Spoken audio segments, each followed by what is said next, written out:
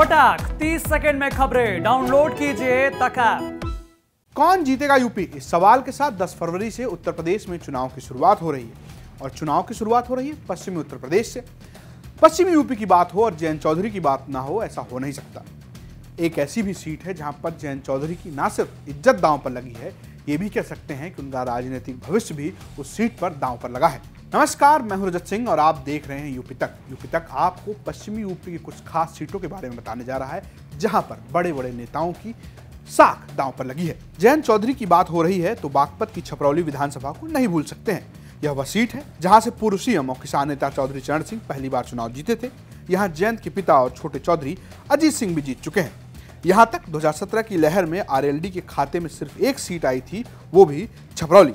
छपरौली विधानसभा के जाति समीकरण की बात करें तो एक अनुमान के मुताबिक विधानसभा सीट पे 1 लाख से 30,000 करीब जाट मतदाता हैं। वहीं मुस्लिमों की बात करें तो उनकी संख्या 60,000 बताई जाती है। कश्यप 25,000, दलित 20,000 और गुर्जर 15,000 के करीब बताए जाते हैं। ये तो रही बात आंकड़ों की, लेकिन चुनाव सिर्फ आंकड़ों से नहीं जीते जाते। चुनाव जीतने के लिए उतरना पड़ता है जमीन पर।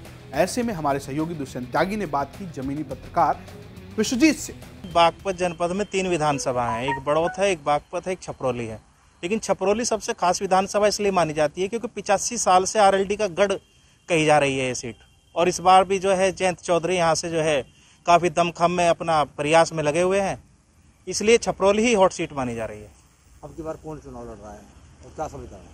देखिए, छपरौली से इस बार आरएलडी ने फिर से अपने एक पूर्व विधायक 2002 में विधायक रहे थे डॉक्टर अजय, उन पर दोबारा से विश्वास जताया। तो बीजेपी ने वहीं अपने उस विधायक पर विश्वास जताया है जो आरएलडी से चुनाव जीतकर बीजेपी चले गए थे। काफ़ी कांटे का वहाँ पर चुनाव है क्योंकि जो वहाँ के स्थानीय लोग हैं उनकी कहीं ना कहीं नाराजगी ये है कि जो विधायक हैं वो आरएलडी से जीते थे लेकिन बीजेपी चले गए। छपरौली विधानसभा में 2017 पर आरएलडी ने जीत हासिल की थी, लेकिन उनके विधायक ने जीत के बाद पाला पलट लिया, वो भारतीय जनता पार्टी में चले गए।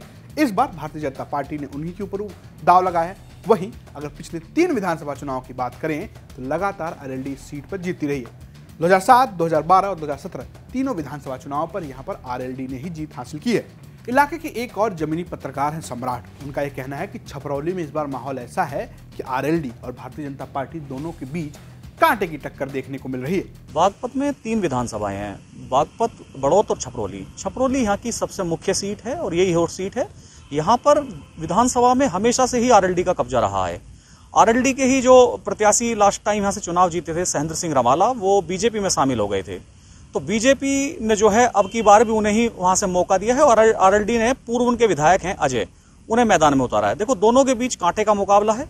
अगर आंकड़ों को देखें और इतिहास की बात करें तो ऐसा लगता है कि 2022 चुनाव में छपरौली आरएलडी के खाते में जा सकती है, लेकिन स्थानीय पत्रकारों की माने तो भारतीय जनता पार्टी यहाँ पर कमजोर नहीं है, बल्कि छपरौली पर भी मामला अभी 50-50 है। तो जैसा हमने आपको पहले बताया कि छपरौली सीट पर पहले फेज यानी 10 फरवरी को वोटिंग होगी और नतीजे तो 10 मार्च को ही आने हैं। ये तो रही छपरौली की बात, लेकिन हम आपको पश्चिमी यूपी ही नहीं, उत्तर प्रदेश के हर जिले में कौन जीत रहा है, किस पार्टी का दाव भारी है और किस सीट पर साख दाव पर लगी, सब बताएंगे। इसके लिए हम आपके सामने लाएंगे आंकड़े, इतिहास खंगालेंगे और बात करेंगे स्थानीय एक्सपर्ट से।